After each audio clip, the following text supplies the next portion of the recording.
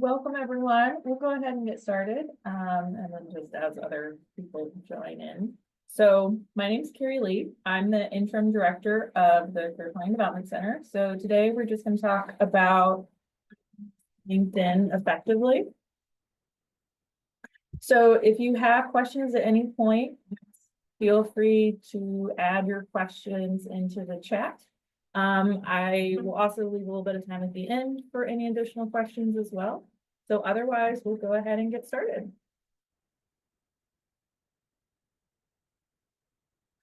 So the first thing that you want to make sure to do is when you're creating your account, you want to build your LinkedIn profile and you want to make sure that you're adding in details. Because one of the most common things that I see with students or newer professionals is they'll make the account, but they won't really add in details. They'll just maybe put a job title or two, put their basic information, and they don't really add extra details beyond that. And so, whether you are wanting to connect with someone new, who might be a useful contact for you that you've never met before, or you're connecting with maybe somebody you already know, like a peer or a colleague, but they might not know your whole background. You want to make sure that you have enough information that it's useful for them. They can have an understanding of your skills and experiences. So one thing I would really recommend is to make sure that your URL is customized. So this example one is that linkedin.com/in/David Zhao. And so by default, your URL will be a bunch of numbers and letters. So it might be Carrie Lee A12345. So under your account information on your profile page, you can adjust that. So depending on how common your name is, you can request a new URL. And so if it's available, it will just instantly go into effect. So what I would recommend is just using your name. If somebody already has your name, you could add in a number, you could add in an initial, something like that. If you want to connect it maybe to whatever professional email you're using. So, making sure that it's kind of consistent with your other contact information. I would generally avoid your birth year. So, I wouldn't put like my name and then my year of birth, because for future, that's kind of an easy way to date people. So make sure you customize your URL. You also want to create your headline.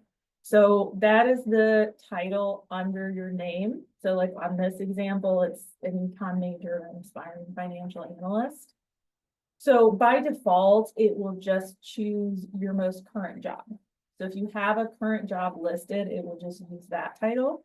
And so that might make sense for you. If you're a financial analyst and you're working on your MBA degree, you can certainly just have financial analyst as your title. You can put your student status. So, Master of Health Administration student, you could say what you're wanting to get into. So, aspiring financial analyst, seeking opportunities in healthcare administration. So it's really up to you. And I would say it's whatever is going to be most helpful when people are first looking at your profile. So either kind of what you're currently doing, your sort of academic program, or what you're looking to do. You also want to make sure to include a summary. So, this really doesn't need to be very extensive. It can just be a few sentences, a short paragraph, 2 short paragraphs, but you want to kind of treat this summary the same way you would treat a professional introduction in real life. So you want to say, what are the most important points? So, what are you studying? When are you expected to graduate? What are you currently up to? So maybe you're part of a professional or student organization. Maybe you have a current role. What have you done previously? So like if you have 5 years of experience in data analytics or IT, and then where are you going? So, what types of opportunities are you looking for? So are you looking for summer 2025 data analytic internship opportunities? So you're kind of addressing that current, past, and future. And then you also just want to make sure to add those experiences and descriptions. So like I mentioned, that's one of the most common issues that I see with folks' profiles. So you don't have to necessarily include every single point from your resume about your job. You can, that is totally fine. You are not limited to space in the same way on your LinkedIn profile as you are for a 1 or 2 page resume. But you just want to make sure that you're including, you know, what did you do in that role? How did you do it? Why did it matter? So you might have 1 or 2 points if it was a shorter experience. You might have 6 or 7 points if it was a more involved one, but you want someone to have kind of a clear understanding of what you did. I would generally recommend to kind of include your descriptions just as sort of bullet points or statements. So unfortunately, in LinkedIn, you can't really format very well. You kind of just have to put in dashes, or if you want to have just kind of those bulleted statements in more of a paragraph format, you can. So it's really up to you. Some people choose to use first person. So like in this summary, I'm a senior at Berkeley. Some people will use third person. So David is a senior at Berkeley. I would recommend first person because that feels most natural, because it is your profile. It's not somebody else writing a bio about you through the company website. So that would kind of be my recommendation with that part. Another part of your profile is adding those skills and endorsements. So same thing, LinkedIn will kind of suggest skills. So depending on what you've included in your experiences in terms of job titles, what information you've put in, it may ask and say, oh, you mentioned Excel or SQL in this role. Do you want to add this skill to your profile? So I would suggest adding any relevant skills. You know, you want to just kind of make sure they're most important, the most impressive skills are first. So somebody would see those first, because if you have a lot of skills, you have to click on, you know, you can't see everything at first glance. But any types of kind of tangible skills. So for instance, software programs, languages, specific types of equipment, techniques, things like that. Those are things that recruiters can typically search for. So if they're looking for somebody using a particular platform, that they have experience with that, you know, that's something they could potentially search for. So even if you already have that in your description of your experiences, it's really not a bad thing to also have those listed as skills. And other people can endorse those. So for instance, maybe you worked with a colleague, they're on your LinkedIn profile, and they say, yes, they're really great at doing marketing analytics, doing these types of reports. So they can choose to endorse you. If you don't have people who've endorsed them, it's not really a big deal at all. So don't stress about that. But that's something that you could ask someone, or sort of say, you know, if you're endorsing them for some skills, they may endorse you for some relevant skills back. There are some skill quizzes in LinkedIn, and those are usually for more common platforms. So for instance, you can take a skill quiz about Excel. And so, you know, they're just kind of standardized questions, and some of them are more advanced questions. So if you don't pass it the first time, there is a limitation for how many times you can take it. I think it might be 2 or 3, but I haven't looked at the rules in a little bit. So that is something that I would say, if you want to do that, you know, it kind of shows that you have a certain level of knowledge with that software platform, but you don't want to just kind of take it for fun and not really try, because, you know, you are limited to how many times you can take it. I would say you can also use LinkedIn as a portfolio. So if you are in more of a creative profession, then there is a way to upload files or to link files as part of your profile. So the easiest way I would say to do that is under your experiences, you can include those So like this kind of image over here has some examples where they've linked to some different projects that they worked on. So it's just kind of a nice way to add a little bit more visual. So if you are somebody, you know, that's in graphic design or marketing, it might be a way to kind of give people a little bit more sense of your aesthetic and what type of work that you've done. So I would just always recommend, if it's something that you've done for a company as part of a paid position, you just make sure that it's okay to post it before you do that. Because for some companies, you know, they may have some type of non-disclosure agreement, or if it's a marketing campaign that you worked on, but it hasn't been rolled out across the country yet, probably don't post that, versus if this was a campaign from 4 years ago, that might not be an issue. Or if it's a project you worked on for a class, it's your intellectual property, that's not necessarily an issue, but it's just another way to add a little bit more dynamic elements to your portfolio. There are other sections in LinkedIn, so depending on what makes sense for you, you know, you don't have to include any of these. If you don't have information in that section, it just won't show up. But you can have things like licensure, certification. So that's really important for some types of professions. Like if you're a CPA or you have your nursing license, that's definitely something that you could include. You can include volunteer experience as a separate section. You know, publications that you've had, if you want to add in courses that you've taken. So what I would recommend is if there are courses that maybe were something that you did as kind of an elective, something that you were interested in, but maybe wouldn't be obvious as part of your program. So for instance, maybe, you know, you were doing an MBA program, but you took some courses in analytics, or you took a couple of classes in IT because you just have an interest in that. That might be something useful to include, because I wouldn't assume that. You know, if somebody has an MBA, I'm going to assume that, you know, you have some experience with taking, you know, finance course, marketing course, a business strategy course.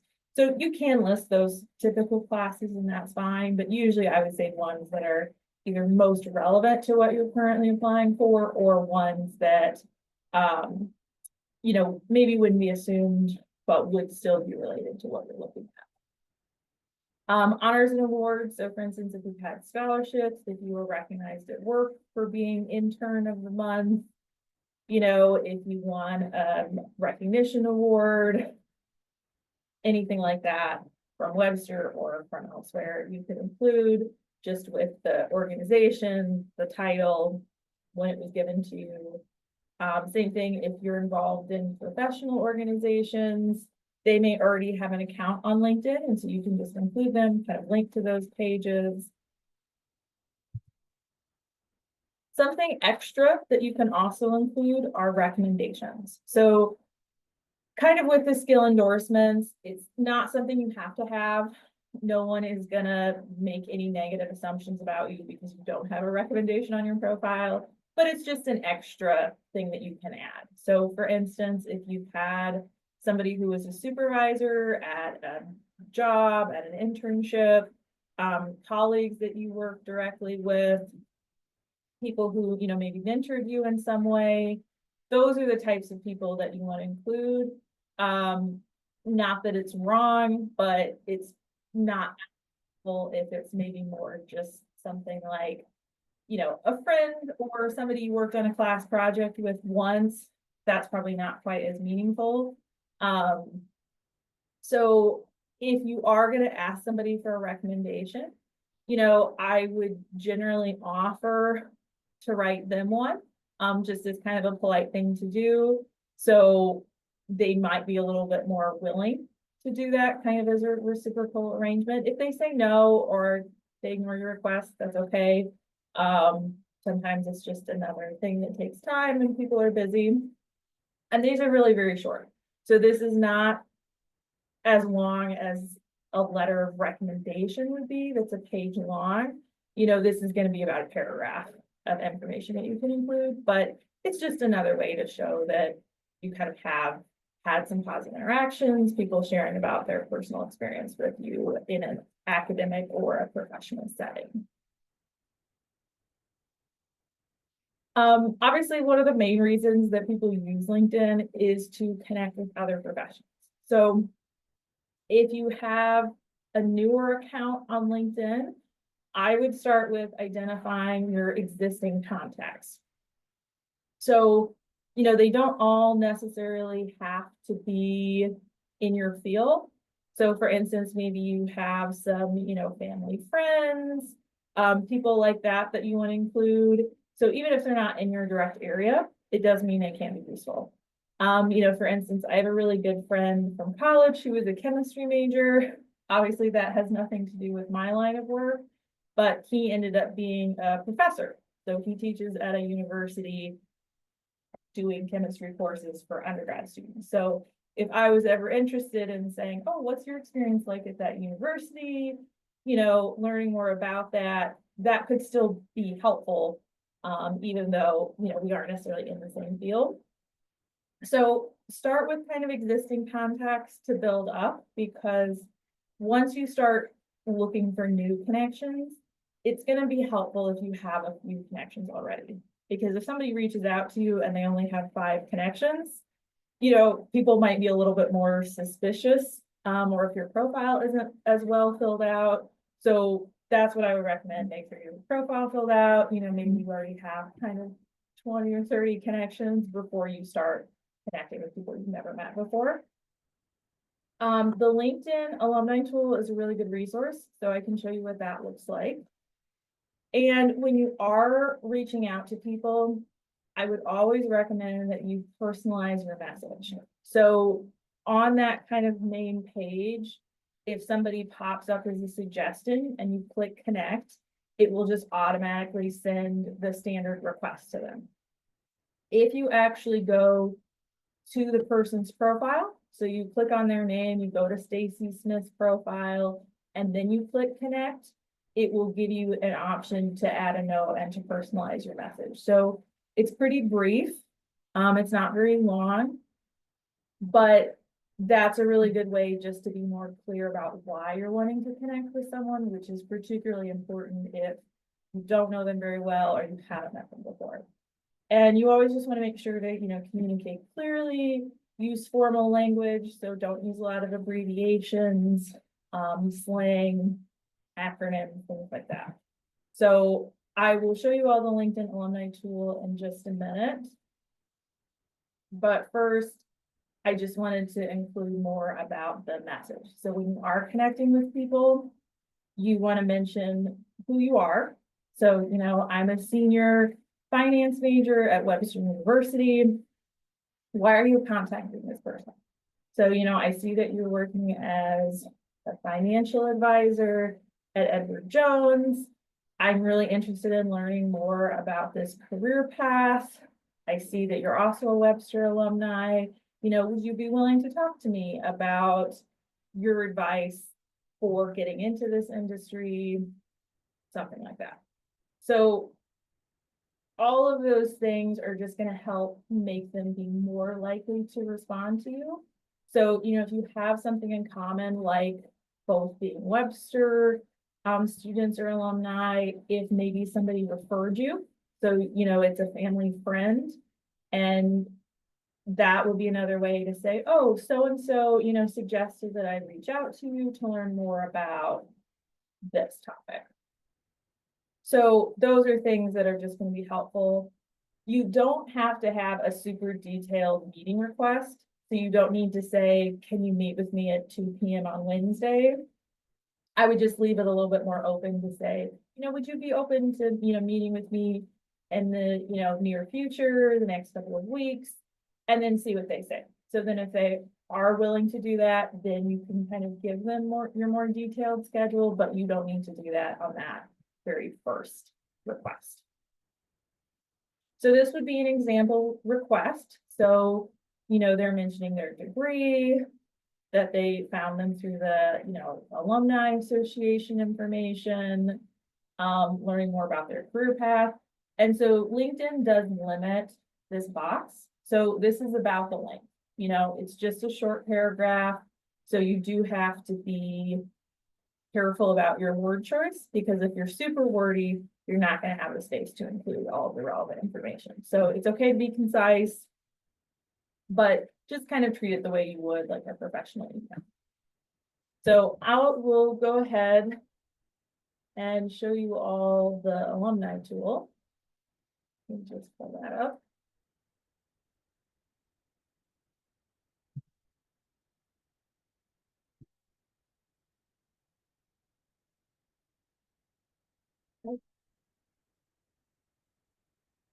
So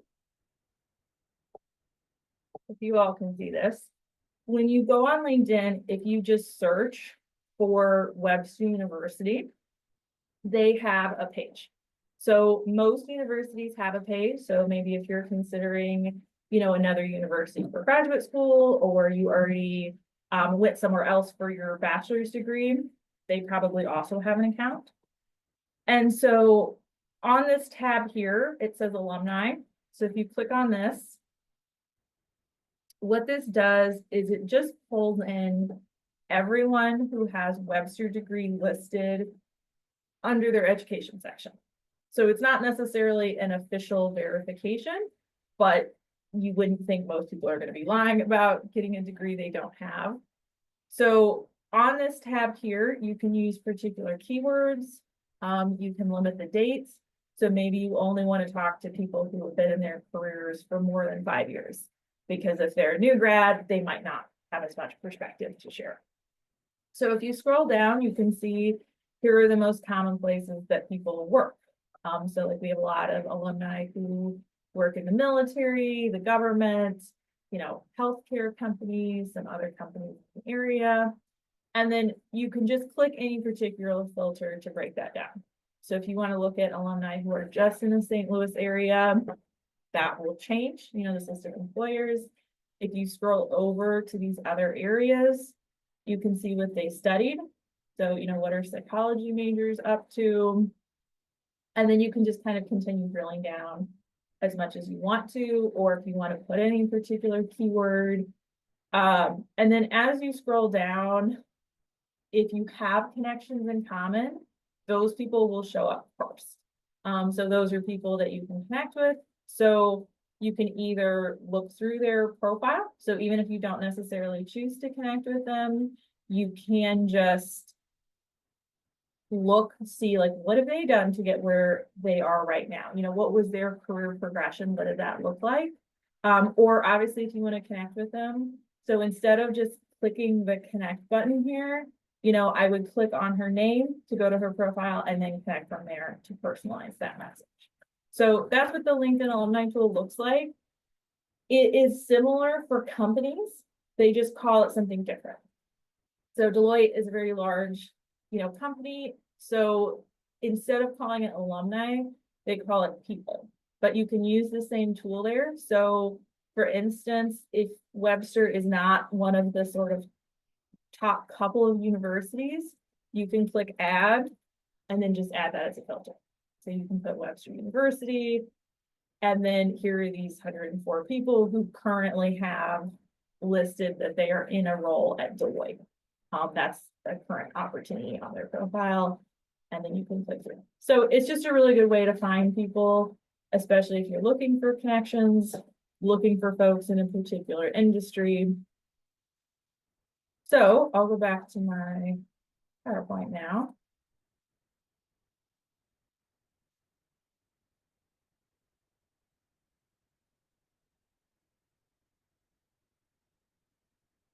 So when you're engaging with employers on LinkedIn, you can always follow company or organizations. So if you're really interested in working at Worldwide Technology, you know, you can follow, you can get updates as they post about what their company is doing, new initiatives, if they have jobs that they're posting. So if you have somewhere you're really interested in, I would suggest that. You know, you can obviously connect with folks if you want to use that people tool under an alumni tab to find professionals, if that's kind of your ideal company. And as you keep building your connections, adding people to your network, you know, you're going to have more of those people that then show up to second degree connections. So, there's LinkedIn Premium allows you to message more people, message people that you're less directly contacted to, depending on how they've set up their profiles. It is a fee. It's not really something I would recommend for the average person. If you're a recruiter, it probably makes sense to have that extra access when you're paying for premium for students. Probably not usually worth it. But that's why you can kind of start to build those connections. Also engage in groups. So there are some groups that are maybe closed to a particular professional association. So if you're a part of the American Marketing Association, you can join their group online, ask other members of questions, the articles that people are posting, whatever it might be. And then some groups are more open. So it might just be something like marketing professionals. So, it's not restricted to you being a member of a particular offline group. You can just request to join, or it may be public, so you can see those posts without joining. But it's just another good way to find people. And same thing, if you are contributing to groups, you're commenting when other people are sharing articles, sharing questions that they're having. It's a way for other people to start to recognize you, get to know you a little bit. I would also consider making a good portion of your profile public. So you can choose under those security settings on your LinkedIn account what you want people to be able to see.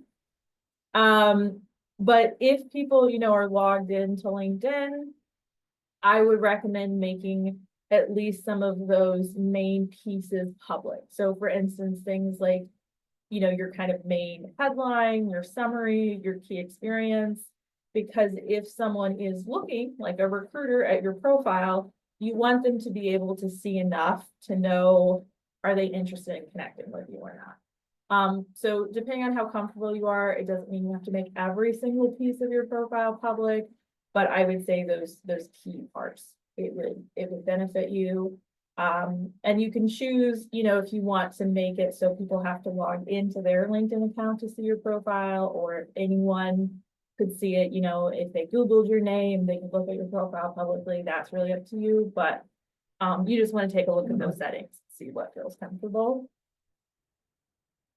And then in terms of job searching on LinkedIn, this is kind of the other key piece of the platform. So, when you're going to that jobs tab at the top of the screen, you can just start typing in some filters. So you can start with the location if you want to be in the St. Louis area, San Antonio area, elsewhere, and then use some keywords. And then once you put in that initial search, then you can have some of those additional filters that will pop up. So then you can have, the company, if you're looking at a particular place, are you looking for senior positions, entry-level positions, things like that. One thing that you might have seen is for some applications on LinkedIn, there'll be a button and you can choose to do easy apply. And so what easy apply means is that it pulls the information from your LinkedIn profile into a standardized format. So I would not really call that format a standard resume because it's a 2-column format. And so for instance, you can actually look at what this looks like from your profile. You can kind of download that resume version, as it were, of your profile to see what it looks like. So because I have a fair amount of experience, that standard format is, I think, about 6 pages. But after the first page, that left column is totally blank. So it's really not very space efficient.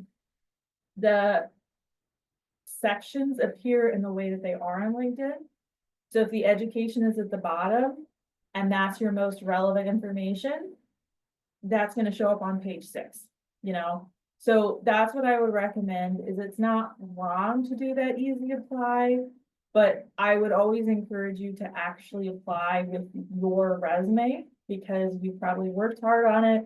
You know exactly what it's going to look like to someone. And if you put in the effort to make sure that, your most relevant qualifications are first, they're seeing that important information first, you know, you're probably gonna be more likely to make it through that initial screening than if you're easy apply and they can't really figure out quickly how you're qualified for that job, they may just move on to the next candidate. And then same thing, so for some companies, they may choose to accept applications through LinkedIn. Kind of, you know, applying directly through the site. Or, you know, they may like link back to their own company website. So, you know, up to you with that part, but I just like to make that note about the easy apply.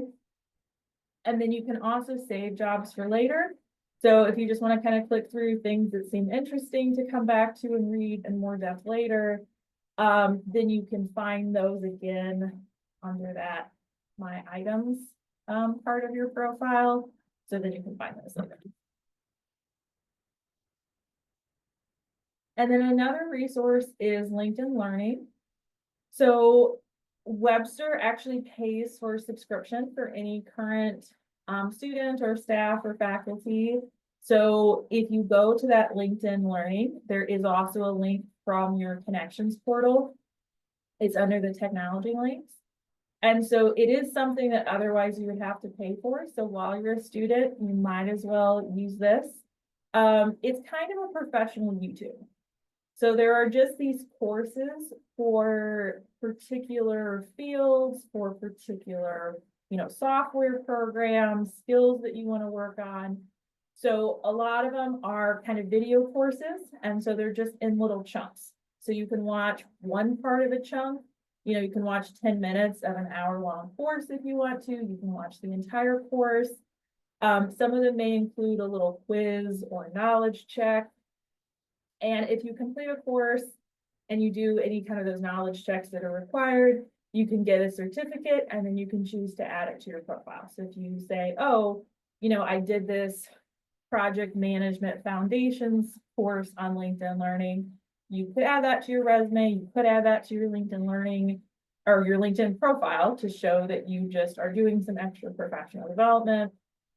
And what I would say is, if you're looking at job postings, and they are maybe asking for particular skills, platforms that maybe you haven't really come across in your classes yet, those would be great to work on. So, you know, if you're seeing people ask about experience with SAP and you've never used that platform before, you don't have access to it, you know, it wouldn't be a bad idea to maybe do an introductory course on that just to have an understanding. So if somebody asks you in an interview, you could say, you know, this is what you know about the platform, you know, here's how you might use it, and you'd be interested in, you know, learning more, kind of developing the skills, but you could give a little bit more detailed response than just saying you've never used it before. So it's just another resource that is accessible to you.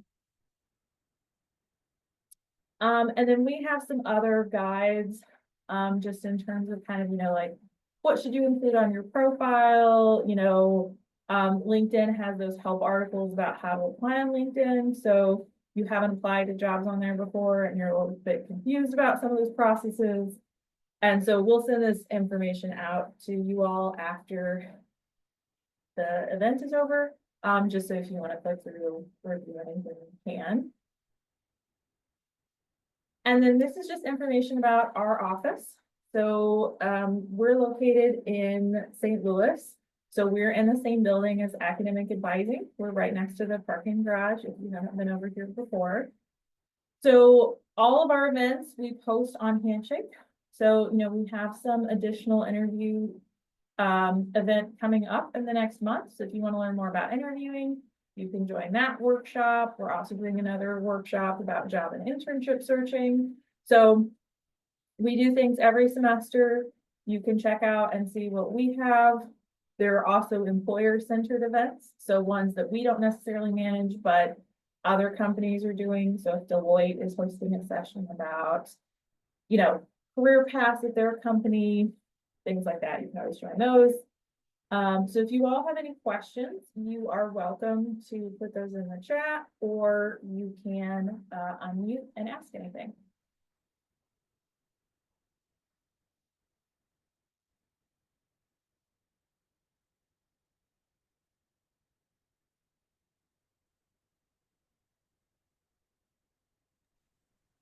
Yeah, hello. Good afternoon. Hello. Can you hear me okay? Yeah, I can hear you right now. Good afternoon. Mhm. Yeah, thank you for letting me Mhm. in the, and also it's very informative to know about how to use the LinkedIn and everything. And I already started with the LinkedIn learning with the Webster University. Mhm. It's been a good like stepping stone for me to go ahead to learn every skills. Yeah. And moreover, I just want to know that if you just on videos, so the people won't prefer just a video certificate or something like that. They think like just is that just a video and we just get the certificate just based upon that thing. We just have a specific basic skills of it. So if a person want more than that, he need to have some much experience, like practical experience on it, rather than just having a theoretical one which has been shown on a video.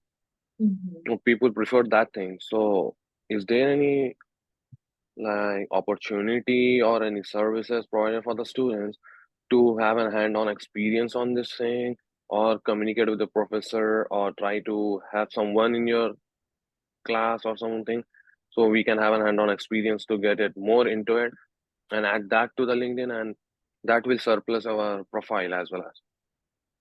Yeah, so there's a couple of different things. So yeah, with the LinkedIn learning courses, those are all kind of experts in whatever fashion that LinkedIn defines, that have courses so that they know there's kind of a certain level of the content there.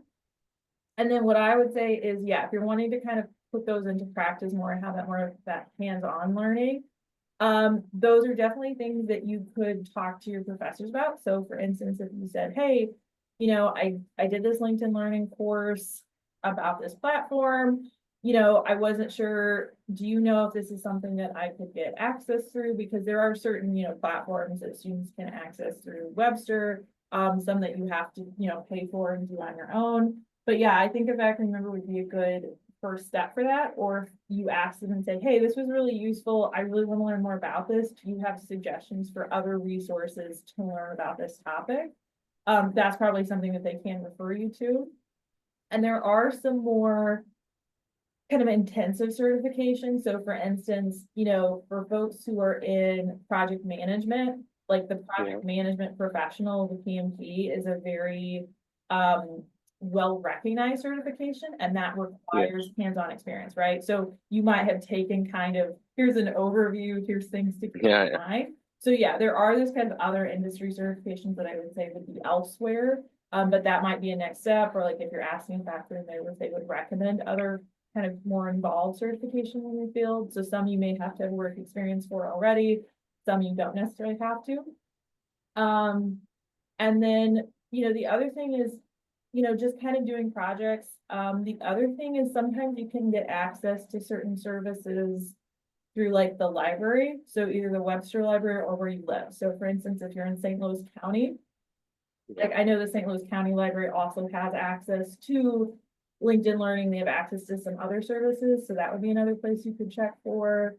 Or Yeah. just different other platforms, like if you want to learn more about programming, go to like GitHub and contribute to open source projects, things like that. So there is actually a way that Webster faculty can create content. So I know that there are a few courses on campus that a professor has kind of created a pathway. So they've said, oh, here are some articles, I want you to read. I've created this. This is an assignment for my course. So there is Yeah. actually a way to do that. There are a couple of faculty members I know that have done that, but most haven't taken that step. So technically, if you're on LinkedIn Learning, there is a way to filter for like Webster content, but it's just as people choose to use it. So hopefully that gives you a little bit more sense with that part. Yeah. Thank you for the clarification. Good, and I say, and I'm glad you've been using it, getting pretty Yeah, there. I've been using that thing like more than like I was in India. I was using from that time only. It's been more than like 5 years, or 5 or 6 years. I have an 8 experience in it, and currently also I'm on CPT. I'm doing an internship in it Oh, and good. and also I'm trying my best to get a different one, a Mhm. different internship. And after the thing is that just 5 months after that, I would be graduated. Then again, the OPT will come. Then Mhm. again, I need to have an employer, need to market about me, myself. So I need to make the LinkedIn a bit good. Sure, yeah, kind of getting ready for that, for those next searches. Any Yeah. other questions that you all have? So is this the one platform only to go ahead with the to meet the employer, or the like alternative like a career phase where we can meet the employer, we can give our resume to them? So, yeah, what I would say is LinkedIn is kind of one of the largest career job search platforms out there. It's definitely not the only one. So, like obviously we have Handshake, so the things that we talked about with the LinkedIn profile, kind of similar. If you have your Handshake set to that community setting, for instance, that means that employers can search for your profile. It's publicly viewable.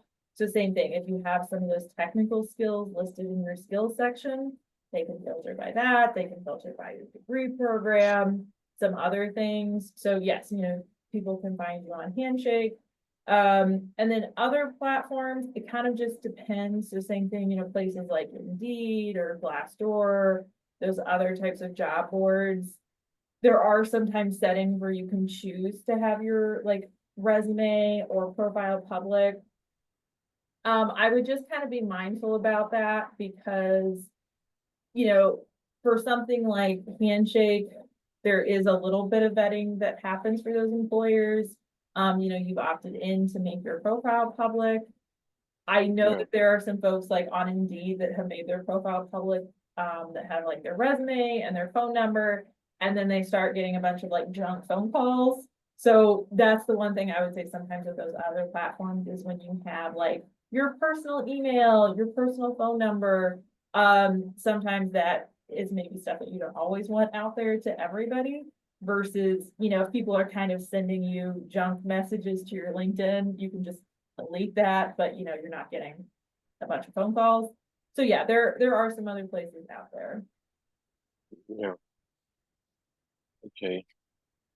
And also the one thing, like I've been on the LinkedIn, I try to communicate with many people regarding the job opportunities and all like that. But the thing is that I don't know whether it's correct or wrong, but sometimes the people think that the person is the fake, or he's trying to put it everything on like just showing the showcase, and he doesn't have a skills in it, and they're Mhm. just trying to put it all the things. So I also even put the certification with the verified certificate. Mhm. It shows that it's verified. So you You would have a actually did. genuine, yeah. So it's look like a genuine one, Mhm. not rather than the fake one. Many people are doing that stuff, type of a fake thing, adding any type of a group, any company name or something. I even done that thing as well as the biggest task is like having being an international student. It's a way tough for us to be in a competitive with Mhm. every different guy, like for the different procedures, like how the like interview he's gone through. Like we have not been in America, we have not been interviewed in that stuff. We just got interviewed for a visa. We didn't have the type of a knowledge. But and lucky enough I got to interviewed with for the CPT, for the internship. I have an experience on that thing, how the communication would be gone through, how we need to communicate with them, and we need to be effectively communication with them. But right now, I don't have much idea about it, like the OPT, like how to go ahead with that thing. So I thought of like asking with you. So every time, whenever I see a type of a from the career planning or something, I just enroll in it. I try to get the information, whether it would be like for the future purpose or whether it would be like for the past. It doesn't matter. If you have a knowledge, that's good for us. Indirectly, it will affect us anytime. Yeah, absolutely no. And we appreciate it. That's why we host these, because we want to make sure that the information is out there. You all have it. So yes, like we are having an interviewing workshop in November if you want to join that one, or if you want to make an individual appointment to talk, more about kind of the OPT process, job searching. If you want to do a practice interview one-on-one where we come up with some questions, we practice answering those are all things that we can do appointment. And yes, and I was gonna say, I know certainly there's always folks who are more or less ethical with things. And yes, like with your LinkedIn profile, you know, if you have completed like the course through LinkedIn Learning, yes, there's that kind of verification. Or, you know, for some of those, like if you're a teacher and you have a license, that's something that people can check on a public database. So it's really not helpful to include that fake information because it's just gonna get caught in a background check. Or for people that, yeah, make up experience, if you're in an interview and people ask you about things or say, oh, well, you know, tell me about, you know, your experience doing X, Y, Z, if they can't speak to any of that, they're Yeah. not gonna pass the interview stage anyway. So it's like, it's not really that helpful to get into the first stage and you can't move beyond that. So, yeah. Yeah. Okay, well, any other Okay. questions, things that people want to know at this point? I have a question. Oh, Sorry. How can we get certificate through LinkedIn Learning? Yep, so when you take a particular course, after you complete it, then it will just kind of, have that as an option on your profile. So when you have gone all the way through, and then it'll say, oh, do you want to download this certificate? So it'll just have kind of the names. Let me see, I'm not sure if I have one on my account, to show you or not, because I don't think I didn't add them all to my profile, but you can always kind of go back there to that LinkedIn link. So let me check quick.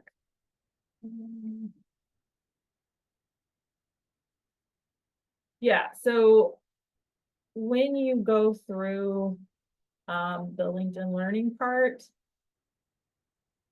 you can see that, like, this is my library, so ones that I've saved to watch for future, these are ones that I've completed, ones that I've watched part of.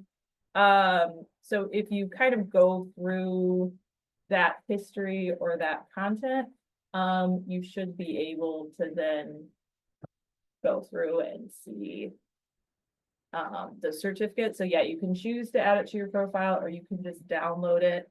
But usually that will just pop up after you complete the particular course. Or then if you go back to the course that you completed, like I said, I just don't have any link to my profile. They also have some other certifications on here. So like those other things that I mentioned, you know, like the project management professional, things like that. There's other ones that use LinkedIn Learning as ways to kind of meet those ongoing development, you know, continuing education credits, those CEUs, that's what that stands for. Yeah. Any other questions about that part, or does that help a little bit? So do the certifications free for the premium or not? So any of the courses that you do, so like, you know, I watched this disability readiness for leaders and managers, that's just free. So, like I said, Webster pays the fee for your subscription. So if you take that course, it's free. The certificate is free. You don't have to pay any extra money to get that little badge that says you took it through LinkedIn Learning if you add it to your profile. Sometimes there are things that maybe have a fee on the other end. So for instance, you know, if you are doing like the project management professional certification, you know, they may have classes you can take on here to prep for that process, but then that certification is actually through that organization that you would have to pay for to take the exam to pass it. Does that make sense? Yes, yes. Okay, Thank so yeah, so any of the general courses that you were taking on here, there is no cost to you at this point, you know, while you're a student.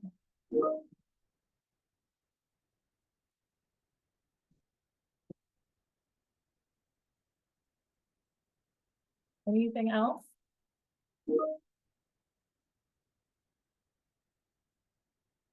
Thank you for your lecture. It was very informative. Of course. Well, thank you all for coming, and you will get an email in the next couple of days with the recording. So if you missed any part of it or you want to go back and review it, you can. And otherwise, I hope you have a great rest of your afternoon. yeah, bye. Okay. And thank you for that information, everything. And it was a pleasure to be a part of this meeting. and clarify all my questions and queries regarding the job and opportunity regarding the LinkedIn and OPT. Good. Thanks a good. lot. Of course. Bye. Have a good day. Thank you all. Bye-bye.